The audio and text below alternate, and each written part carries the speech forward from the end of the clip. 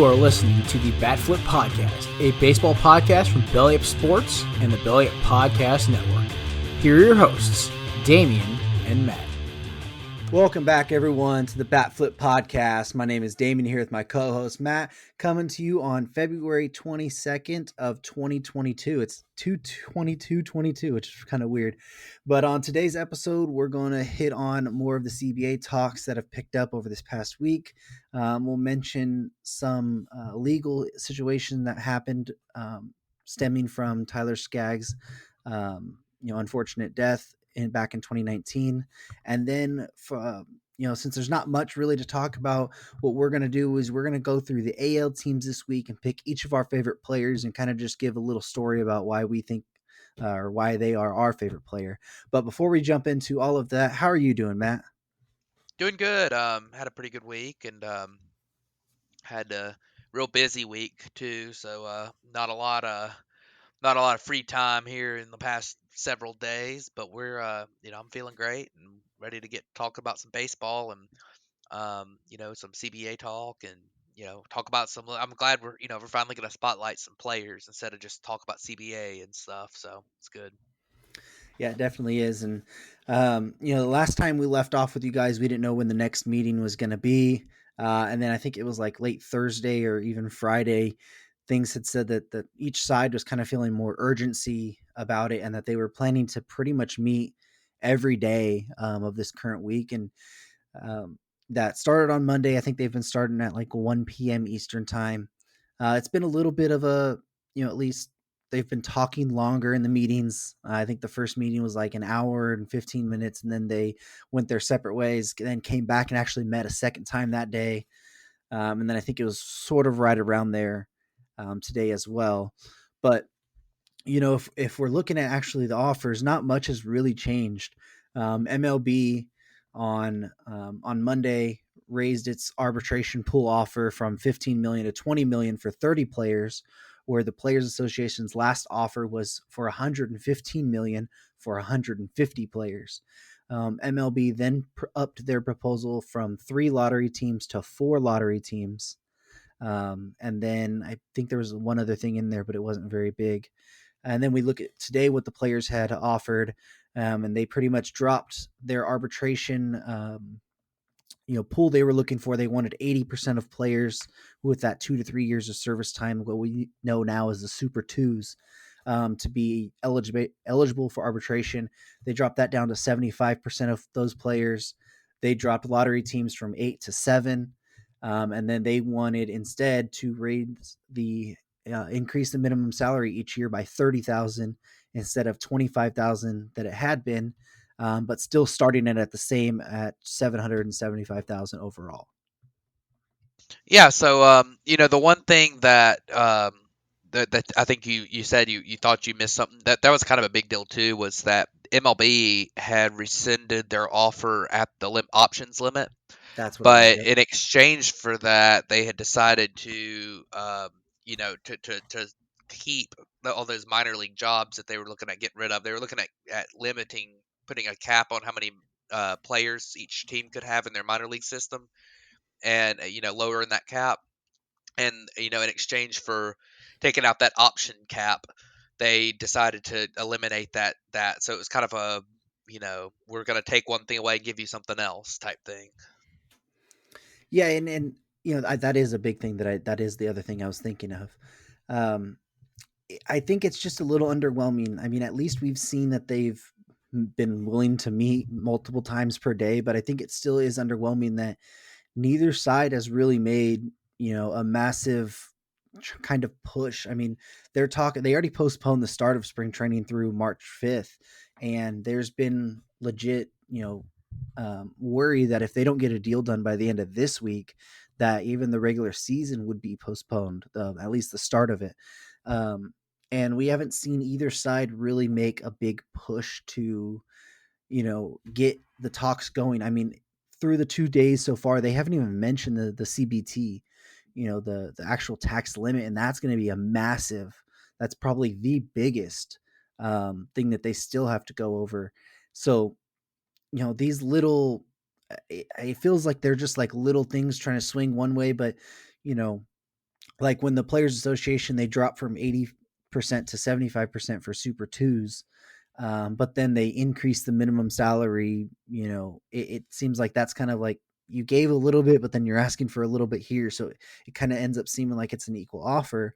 Where also the league is like, well, they're throwing out like, well, we're gonna eliminate these jobs, but instead of eliminating these jobs which were already there, we'll just take our little cap away that we wanted here, and then it's basically back to what the game was already anyways. Yeah, so one good thing, about this whole thing is I'm not as worried, I think, as you are about the lack of, offers on the table, because there's two things about it. The first thing is that since these sides are meeting every single day, we don't know what they're discussing behind the scenes. They might be discussing the CBT and trying to come to agreements, but that might not be something that that's fully in their offers that are getting out, their leaks yet. Because it's really a fluid situation right now. It's not just an offer and go look at it and see what you think in a couple days type thing. Like they're legitimately discussing it back and forth, for a few hours a day right now. So that's one thing that's making me optimistic, and also the news that comes out that the talks seem to be less confrontational, and that they seem to be a little bit more like, there's more urgency and there's more like actual discussion than just going in there and saying this is our offer, take it or leave it type stuff. So I think there's a little bit more like, I think they're trying to, over these first couple days, they've been trying to develop a baseline, and obviously these offers that have been reported so far are not going to work because they go backwards in some areas, and but in some ways they might be feelers, like for example, we talked about the players, the option limit versus the minor league thing. Like, which one do the players value more out of those two things? Like, would they rather have the players, would the players rather have the option limit, or would they rather have those jobs, the 30 lower minors jobs? Like, that's kind of the thing that's you look at as maybe like they're putting out feelers to see which one's more important. I think as long as they're meeting every day, and the talks are not just shutting down, it's at least, you know, a chance that something gets done. And obviously, they've planned out this week to be the week that they meet every single day, and they're going to try to hammer something out this week. So we're day two out of of what's to be 5, 6, or 7, depending on how long it takes. Like, they're talking about that limit being the 28th of February, the end of February. So we still got 6 days, and I do think that some progress has been made, not necessarily in the actual, like, on the table, but in the way that this is being kind of discussed between the two sides. Like, there really seem to be legitimately kind of discussing things rather than just not even talking to each other. So that's just to throw some optimism in there, because right now the offers are, I think it's harder to report on offers right now because of just because it's so fluid. I mean, things are changing quickly right now. It's their sides are talking, they're not pushing back and forth. It's more of like they're in the same building all the time. We don't know how many offers have been floated at each other, Right. type thing. We don't know exactly what's been said and what hasn't. It's not like they have a paper copy of an offer or something. Like, so that's just kind of things that kind of to kind of keep in mind when you're looking at these reports that are coming out of the CBA negotiations. And obviously nothing's close at this point, which is not good. I mean, we can see that through some of these reports that have come out. So obviously that's a negative, but the amount of discussion, talk, that kind of thing, it has been a little bit encouraging to me, at least. So I'm kind of an optimist on the situation, but Yeah, it's been the encouraging. the thing I do like is that they've had multiple meetings per day. Like, it's been okay, well, we're going to talk for an hour to an hour and 15, both sides, and then we're each going to like go to separate sides. They're doing this in like one of the spring training ballparks or whatever. We'll go to like separate sides of the ballpark. We'll talk with our sides for however long it is, an hour or whatever. We'll come back, we'll reconvene, we'll do another meeting, and like you said, what we're seeing is just the offers. We don't know what's going on behind the scenes. Um, But then another thing that I do find a little bit more encouraging is that even though after the real negotiations are done with, it's been seen that the the head of the union and the couple of heads of the um, like MLB side, and even today I think it was like one of the union heads and Max Scherzer, they like them four went off and had their own little separate meeting for a little bit. Like, so it even seems like outside of the bigger meetings, they're having like little or feeler meetings, like, okay, like what, what's this, what's the like, at least they're having those conversations rather than these 15-minute meetings that we've been seeing. And then, we won't talk for 5 or 6 days or a week or whatever. And, that was a big thing that I had mentioned before. It's like, I just wish they would meet multiple times a day and start figuring it out. And at least they're meeting that way, and maybe they do have some of the smaller issues starting to figure out that we just haven't came out to the mainstream media yet. But hopefully, I mean, like you said, we have until next Monday to really hit that date that they kind of put for to start the regular season on time. And we need to get back to it because there's still a lot of free agency and trades, and then we got spring training right around the corner with that as well. So a lot of moves to still happen. So they need to get it done as soon as possible. But we'll definitely have a lot more of this talk next week after they've. We should know by the time we record next week if stuff's going to be postponed or not. So, but let's go ahead and move on, and we'll just lightly touch on this topic. Back in 2019, it was January or July 1st.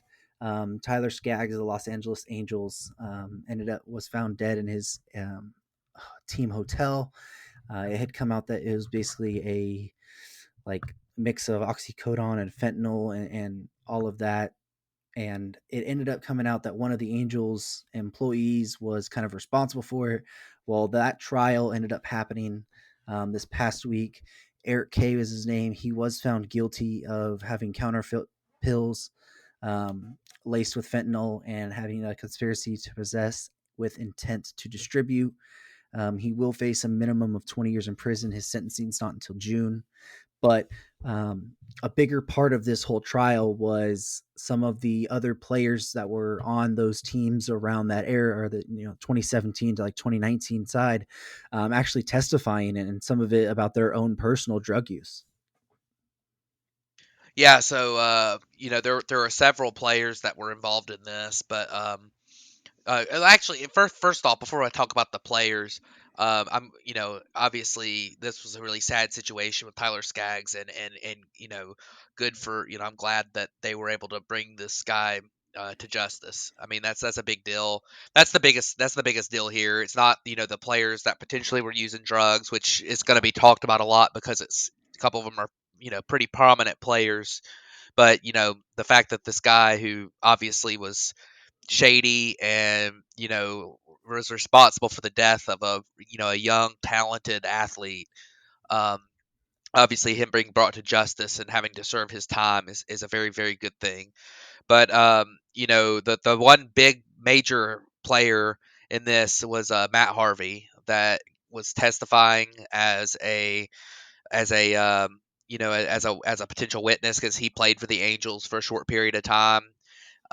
And he had drug problems. Apparently, he discussed his problems he had with he had problems when he was with the Mets, and then obviously when he was with the Angels, he had problems, and he was involved with this K guy, and honestly, it could have gotten him just like it got Tyler Skaggs. So that was a big testimony. He talked about his drug use, his time with the Mets, having used cocaine a lot apparently, which had been rumored when he was with the Mets that he might have a drug problem, but everyone kind of shot it down as just New York people speculating about something.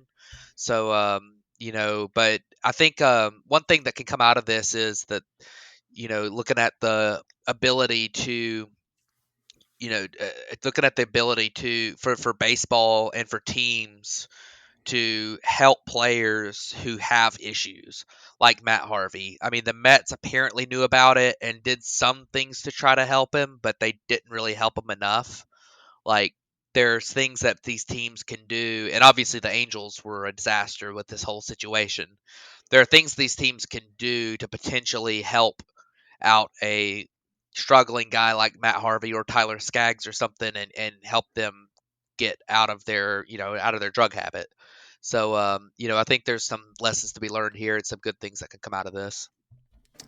Yeah, and just to point with what you had said about Matt Harvey, um, part of it was that he had said that him and Skaggs had kind of talked about experiences that they had had before with stuff, but also that uh, Harvey got a pill from Kay, had him put it in his locker at least on June 30th of 2019 because I guess he wanted to calm his nerves because he found out that the Angels weren't going to take him on their road trip to Texas, and pretty much was like going to get in the process of cutting him or whatever. And the next day is when they found out that Skaggs had passed away from like pretty much the same thing. So then Harvey went and he ended up just, I guess, throwing that pill away. He said, but um, like you said, he had issues with the Mets. It's kind of come out over time. I mean, he was notorious for having nosebleeds a lot, especially later in the tenure. So that was a sign of it as well. But I think it's just incredibly sad. I mean, at this point, seeing how many different, I think there was Blake Parker, Matt Harvey, Mike Morin, Bedrosian, Crone, and I think even Heaney testify a little bit in there. I mean, that's you're looking at about 6 players from that timeline of 2 to 3 years, just around the Angels team that had saw with the drug use or had been involved in part of it. Had it been prescription painkillers, had it been stronger stuff. Um, it had brought up the conversation: did MLB have a drug problem? And I think many players have come out since then and pretty much said like we haven't seen that from around. We wouldn't let that stand, but it does show that these instances can be there without even people really paying attention or really even knowing, and they're a lot more serious than we think, even within professional sports. Yeah, you're 100% right. And, one thing that does go around in professional sports in general a lot, I mean, it's been in all forms of professional sports, is the use of painkillers. And Mm-hmm. it's something that needs to be looked at really closely because obviously everyone in any sport is going to look for that edge, and the ability to play through injury is part of that. And there's a lot of sketchy, shady things you can do to help yourself play through injury, whether it's painkillers or illegal drugs or stuff like steroids or HGH and performance enhancing drugs. There's a lot of different things, and I think that it's important that I think it's important for players to understand and be educated, and for teams to really put a stop to a lot of these things that are going on. Because I mean, you've had issues where players get addicted to these things that they feel like they need, stuff like I talk about, like stuff like Vicodin is one of the pills, a painkiller that these players get addicted to it. And they might have wanted it at one time to play through a game that maybe they had a little bit of soreness, and then they start feeling like they need it. And Vicodin can be a dangerous thing to take, and you can overdose on it if you're not careful. So definitely something for Major League Baseball and players to look at. Obviously, you know, you're not going to be able to bring back Tyler Skaggs. Unfortunately, it's a really sad situation, and he was gone way too soon. But you can use a really really tough situation to advance things and to help people out and to make things better in the future. And I think that's what Tyler Skaggs would have wanted everyone to do. And I hope that the Major League Baseball players and teams and coaches and all professional sports teams and coaches kind of take an example out of this, and you know don't let a way too soon death be lost and just kind of chalk it up to one issue. Like, make sure it doesn't happen again. So Absolutely. Well, I don't want to spend too much time on that, so let's go ahead and move on. And we'll move to our list of AL teams and each of our favorite players on each of those teams. We'll keep our stuff relatively short per each team since we got to go through there real quick. But we're going to start in the American League East with the Baltimore Orioles. So who do you have as your favorite player on the Baltimore Orioles? Yeah, so it's kind of going to be a fun little thing we do, but I think Trey Mancini is kind of my favorite player here. Obviously, he's been there a while. He's kind of the most recognizable name on their team, and I thought that I think it's really cool that he's was able to go through what he did with when being by beating cancer and coming back and playing at a high level. And I really like his game. I think he's a really solid hitter, and I think that obviously there's not a ton of guys to choose from on the Orioles, but Trey Mancini's a really cool story, and I've enjoyed seeing him succeed and come back from his illness. Yeah, and so we decided not to do the same players, where I absolutely would have picked Mancini, but I ended up going with Cedric Mullins. He's a bit of a guy that broke out this year, and I think his story is really cool that he ended up stopping from being a switch hitter to just batting full time lefty, and that's kind of when his breakout happened. But then also after the season, we found out that he was battling Crohn's disease this entire year. So he had his career year while just only swinging from one side of the plate, something that he didn't really know for much of his life.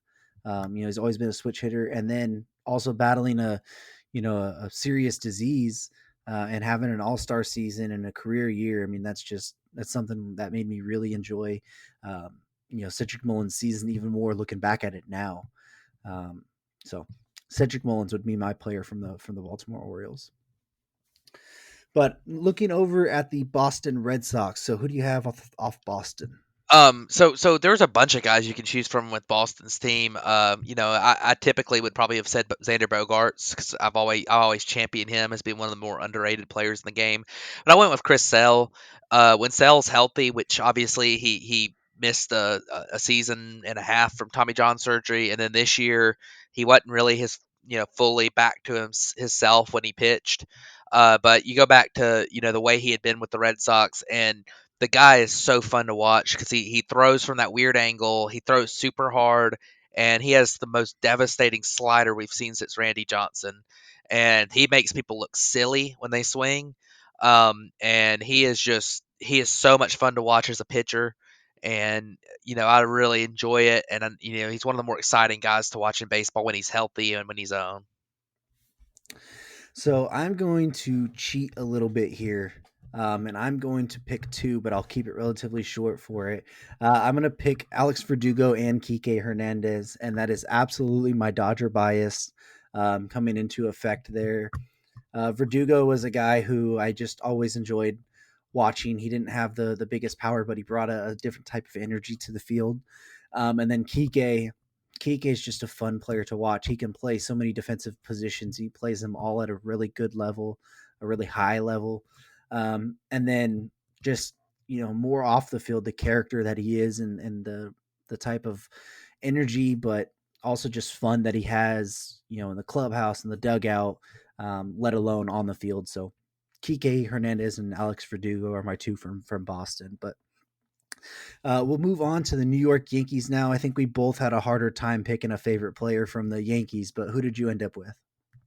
Yeah, so I agree. It's kind of tough to pick a guy from the Yankees, not because of not because I dislike the Yankees necessarily, but I don't love a lot of their players. Like I mean, Judge is kind of fun, but Gallo's not really my favorite. I mean, a lot of people would pick him, but I picked Giancarlo Stanton.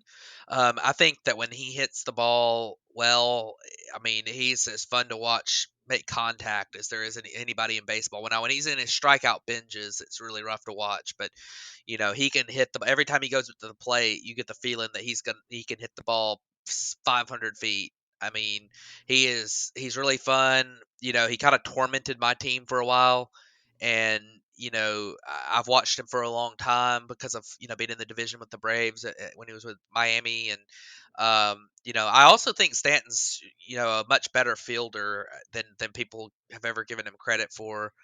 Obviously, with his injury situation the last few years, it's been worth it to DH him. But when he was an outfielder, it's not he's not a DH because he's not good in the outfield. It's because his injury situation, the last couple of years. So when Stanton's healthy, I love watching him hit the ball. I could watch him take batting practice all day. He's a fun player to watch. When he's healthy, when he's clicking, and he's really fun. So I picked him.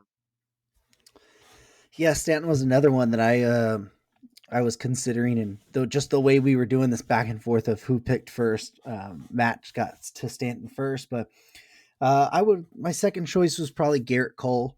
Yeah, I always was a fan of his when he was in Pittsburgh, and then he went to the Astros, and everything that's happened since then, and then he went to the Yankees. But I just enjoy watching him pitch. Um, it's really fun, and how he goes about it, and all the pitches he has, and how electric he is at times. Even though he has the big blow up games, but who doesn't? It's just he's super fun to watch to me, and the way he goes about it and goes about his craft, it's enjoyable to watch. So, well, let's jump over to the Toronto Blue Jays. Who do you have for the Blue Jays? I went with Vlad Jr. I know it's kind of the last two I've picked are kind of obvious type candidates, but Vlad Jr. is really fun because I think he's the most talented pure hitter in baseball. He doesn't strike out much. He walks a lot, and he's got a lot of power. He hits to all fields. He's just a really, really, really well-rounded, great hitter at a very young age, and it's a lot of fun to watch him do that at the age he's at. So I picked him. I could have picked. There are several guys on this team that are pretty fun. I like George Springer a lot too, but Guerrero was kind of the guy that I felt like if I think of a Blue Jay that I like, I think Guerrero's the one. So I went with him. Yeah, for me, obviously Bo Bichette was in consideration for it. Hyunjin Ryu was also in consideration, seeing that he was with the Dodgers for a long time. But I ended up going with Kevin Biggio. Um, Probably wouldn't be many players' favorite or many people's favorite player off of the Blue Jays, but I was always a big fan of his dad in Houston, and just going back watching a lot of the highlights, and um, I guess just because he's the son of Craig Biggio, that's kind of why, and he has the name. But I think he could be a really good player. He hasn't really found his footing yet, but I think there's a lot of signs for it, and he's just somebody that I enjoy watching when he steps up to the plate. So Kevin Biggio for me off the Blue Jays. But we'll jump over to the Tampa Bay Rays now. So who did you pick for the Tampa Bay Rays? Yeah, so for the Rays, I actually picked Brett Phillips. I think has the most personality of any player in the game. He's a super funny guy. And he's also a really exciting player. He's not the best player out there, but you watch him. He's great defensively. He makes a lot of diving plays in the field. He's got a cannon for an arm, probably the best arm in baseball, and nobody really knows about it. And then he can also hit for power when he's at the plate, and he's come up with some really special moments for them. But he's just a really, really funny guy. And I really, really like Brett Phillips. I think pretty much everyone universally likes him. So he's my favorite player in the Rays by a long way, even though there's tons of likable guys on that team too. Yeah, he probably single-handedly has the greatest laugh in MLB Yeah, history. it's amazing. If you guys haven't seen that, definitely Google Brett Phillips laugh. I didn't enjoy his airplane celebration in the World Series, by the way, against the Dodgers. But if I had to look at my favorite player off the Rays, I'd probably go Tyler Glasnow. Um, just for the reason that he is so tall, he's got the long hair, and he has the pure stuff with it. And then it seems like Pittsburgh to get Archer. I mean, they threw Glasnow in there, and I felt like it was premature, just because he really lacked the command at the time. But he was somebody that always had the talent, and being so big, he has all the the high fastball, and then the curveball that comes right off that, and the hair, the long flowing hair that comes out as well. Glasnow's just always been somebody that I found pretty cool. So he's definitely my pick for Tampa, and it sucks that we're probably not going to be able to see him in a Rays uniform, probably again with coming off TJ and then his contract thing. They'll probably have to trade him, but we'll talk about that more later on or when it happens. But let's jump over to the AL Central now, and we'll start with the Chicago White Sox. Yeah, so my favorite player on the White Sox is Tim Anderson. I remember watching him when he played in Double A. I live in Birmingham, and he's on the Barons team, and I always thought he was going to end up being a good player, and then sure enough, he ends up making the big leagues. So that was kind of fun to watch, and he's just a real exciting player. Top of their order, he does everything well at the plate. He hits for power. He hits for contact. He runs a lot. He's real aggressive. Not the best defensive shortstop, but he is a legitimate shortstop. I think he's a fun player to watch, and he's also got a little bit of a flair to his game that's fun to watch too. Yeah, Anderson's one of those high energy guys, that are always fun to watch. I ended up going with Michael Kopech. I really liked when he broke out as a rookie, and then he ended up having to go TJ, and he's working his way back from that. But he's one of the more electrifying pitchers to watch, and still being so young.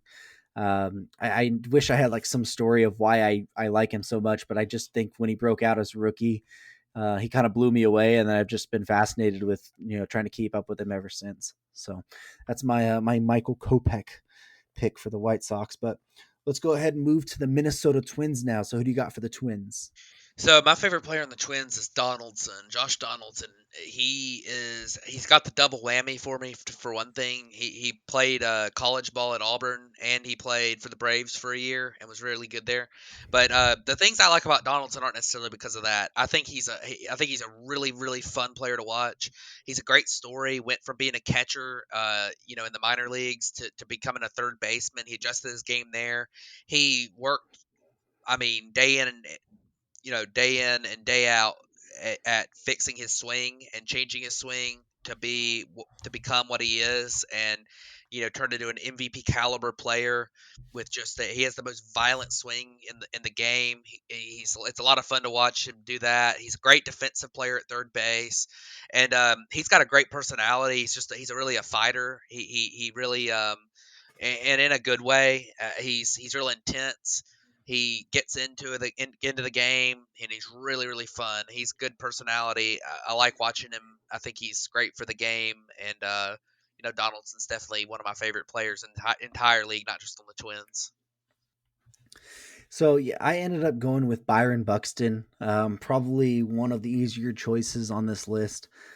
He's just such a fun player and exciting to watch. I mean, if he had the ability to stay healthy, if you had a thing that's just no injuries ever happened, like if you were in a video game, he'd probably be one of the best players in the league. Like he'd probably be up there with Mike Trout talking about MVPs all the time. Like he is so electrifying. He plays elite defense. Base running is insane. I mean, he can on a thing you would think is a single, he could turn it into a triple sometimes. Like he has power. I mean, the only thing he really doesn't do is doesn't walk much, but you don't really want to see your exciting players walk much. So Byron Buxton, he's somebody who flies all around the field, and that's kind of why he gets hurt a little bit too often. But if you had a health card, he'd probably be the one guy that I'd put it on. But we'll go ahead and look at the Cleveland Guardians now. Hey, I got it right this time. I didn't mess that one up. It's progress. But we'll look at them. Who do you got for the Guardians? I picked the Emmanuel Clase. I think it's really fun to watch a guy that breaks out pretty much out of nowhere, throwing over 100 miles an hour. And he's a young closer. He's real energetic. I think he's going to be a great pitcher for a long time in the big leagues. So I picked him. Yeah, I went with Jose Ramirez. He's, I think, probably the easiest choice again here. I don't know how anyone can really hate Jose Ramirez at all. He's just fun player, is one of the biggest characters in the game as well when we actually get to see him. So Jose Ramirez is my pick here. But let's move over to the Kansas City Royals. So who do you got for the Royals? So for the Royals, I went with Mike Minor. I had a kind of hard time finding somebody on the Royals that stood out to me, but I think Mike Minor is a pretty cool story because he just keeps coming back. Um, Originally a Brave, back when he was in 2013, I really pulled for him and vouched for him a lot as a Brave because he had a really good year that year, and that was one of the years where I really started to I always kind of liked baseball and watched it and everything, but I really started to get super into it in that season. And he was one of the guys that, was one of the top pitchers on that Braves team. But since then he's bounced around a little bit, but he keeps coming back. He keeps going from, it seems like he's done for, and then all of a sudden he pops back up and has a good year. So I think it's a testament to a guy like him that he just keeps on, ticking and doing the best he can to always bounce back, and it shows a lot of character, and I like that about him. So I picked Mike Miner. So for my pick, I went with Alberto Mondesi, and it's really because his dad is well known for playing with the Dodgers for most of his career. I think he spent 7 seasons there, won a Rookie of the Year with the Dodgers in the '90s, and I think maybe the early 2000s he might have snuck in there, but.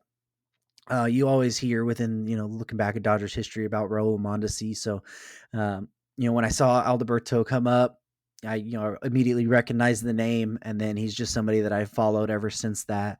And he's kind of like within the Buxton tier. I just wish he would be able to stay healthy.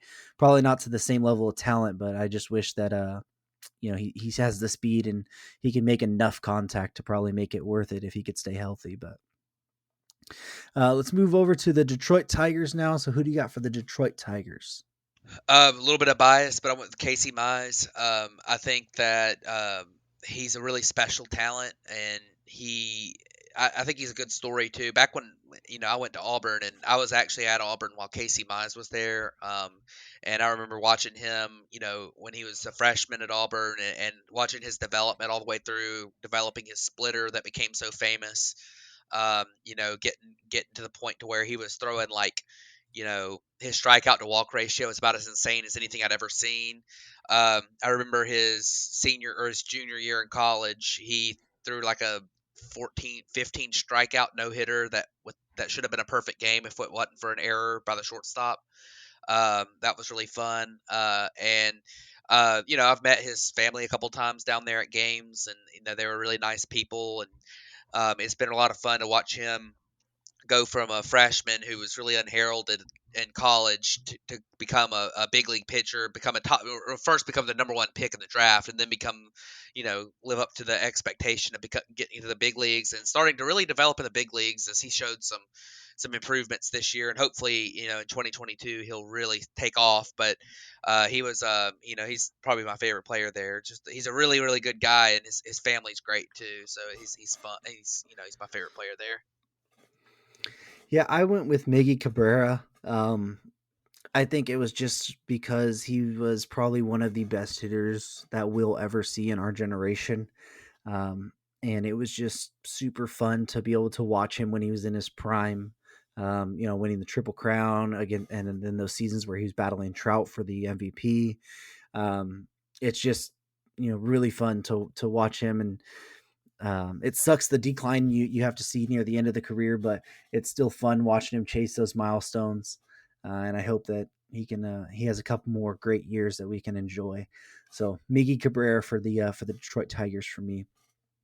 But let's jump over to the American League West now, and we'll start in Anaheim.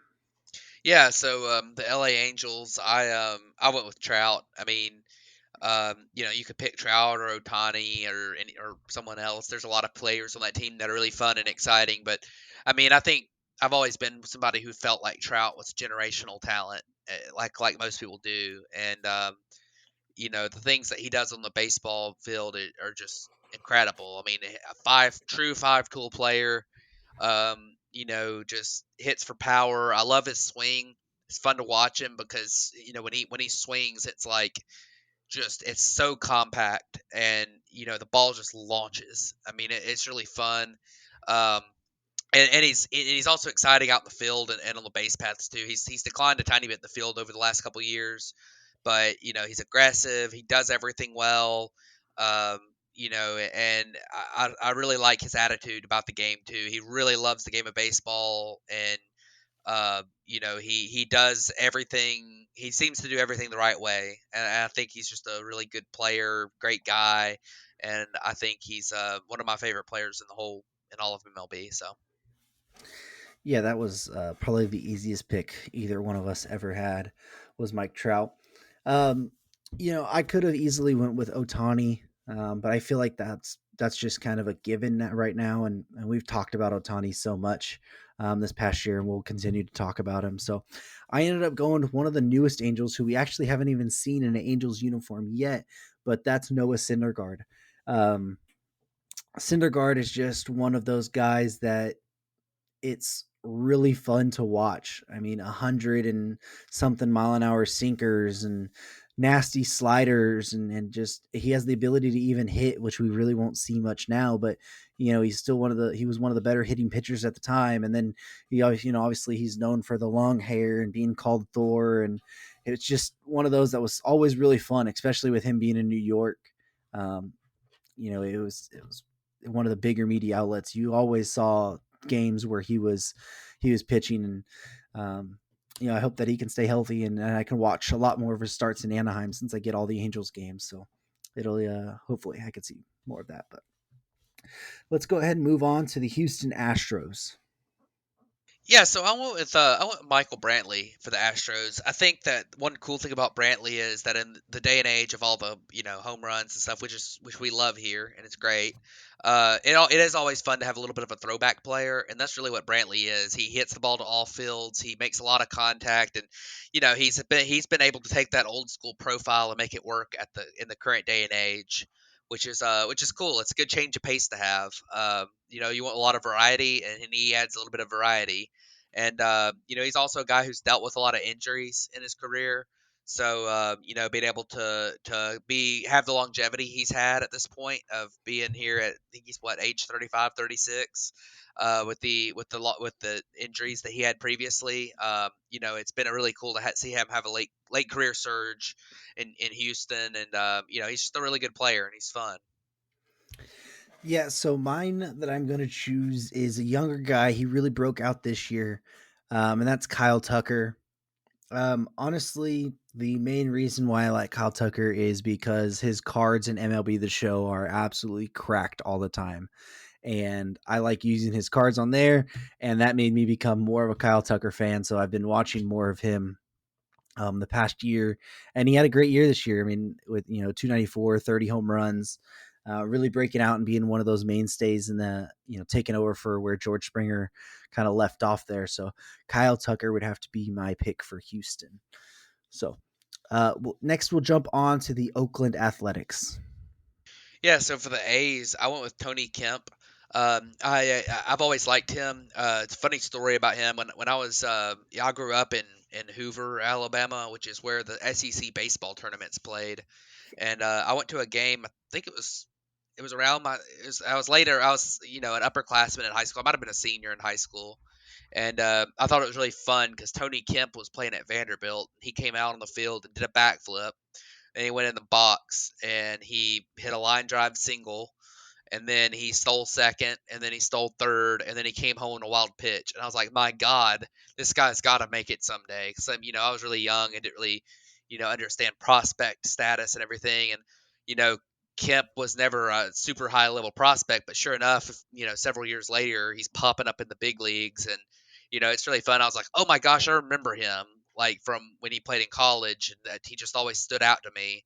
And I've always pulled for him wherever he went. He's with Oakland now, and it's been fun to watch him there. And I'm glad he's still playing. I mean, it's really cool that guy that I remember seeing and being like, wow, this guy's really fun. Back, it's got to be 10 years ago now, probably. Um, 8 to 10 years ago. That it's really fun to see him succeed the way he is right now. So that was a little cool thing about Tony Kemp, and I think he's fun to watch. So. Yeah, so my guy from the Oakland Athletics is going to be Frankie Montas. And I really liked Montas because of he was a former Dodger. He was actually a part of the trade to Oakland where they got Rich Hill and Josh Reddick.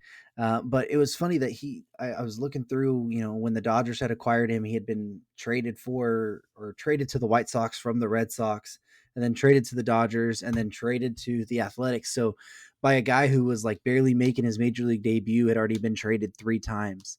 Um, and for a high level prospect that people had a lot of eyes on. And he's actually had one of his better seasons and kind of broke out a couple years ago. And he had a really fantastic year this year. Now it's even being talked that he's another potential trade target again. So a guy who is, not even at the age of 30 and been in the major leagues for 4 years, he's going on a potential fourth overall or fourth trade at least. So I found that kind of interesting, and Montas was just one of those guys that I liked when he got traded from the White Sox to the Dodgers, and then that I followed now that he was with A's because I knew who he was.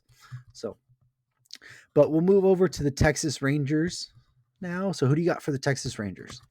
So I went with Isaiah Kiner Falefa, um, just because it's a guy who can literally play any position on the field, and I think that's really fun to watch. And he's also like, I don't know, it's just for some reason to me it's just kind of refreshing to have a guy who literally just can play anywhere at a high level. And he was a catcher, and he could play shortstop, and he can play third and second. I mean, he can play anywhere, and that's pretty fun. Of course, there's not too many guys, in Texas that are, that are candidates for this list. I could have gone with Simeon. I like him too, but I don't know. And he's also got a kind of cool name, so I guess that factors into it too, the falafel. But um, I think it's fun to watch Isaiah Connor Falefa play, and I think he's a guy who probably sticks around with the Rangers even when they enter the next phase of their franchise.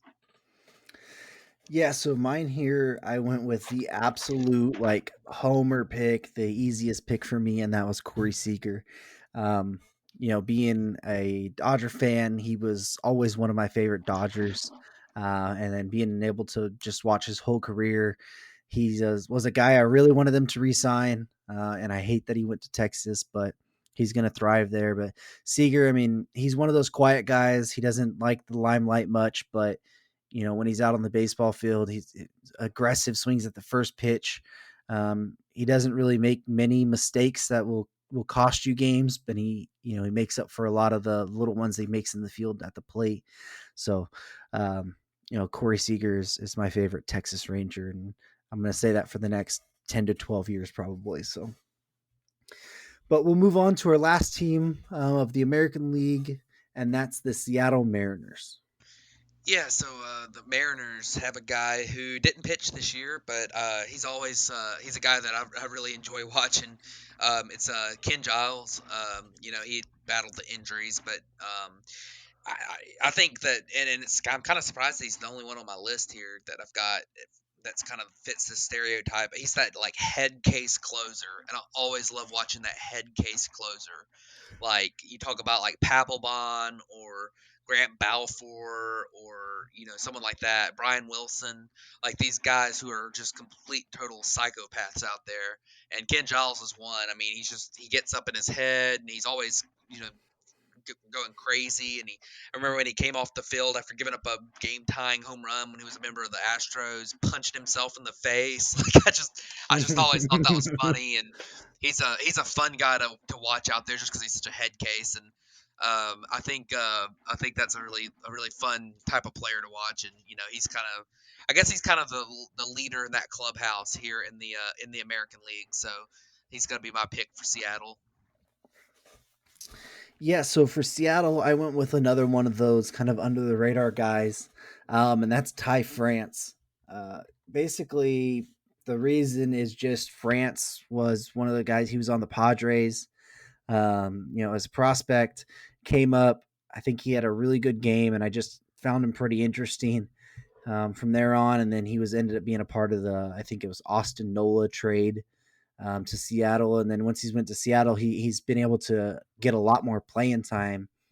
And then it's just been, he doesn't do any one thing great, but he's not terrible either. He's just an overall real solid player all the way around. Doesn't make the flashy plays, but just a consistent guy. And I don't know, there's just something about Ty France that catches my eye when I'm watching a baseball game. He's one of a player that I like to, I tune in when he's up to the bat or up to the plate at least. So Ty France for me. So that will wrap up our American League favorite players. We will have next week, we'll do our National League favorite players.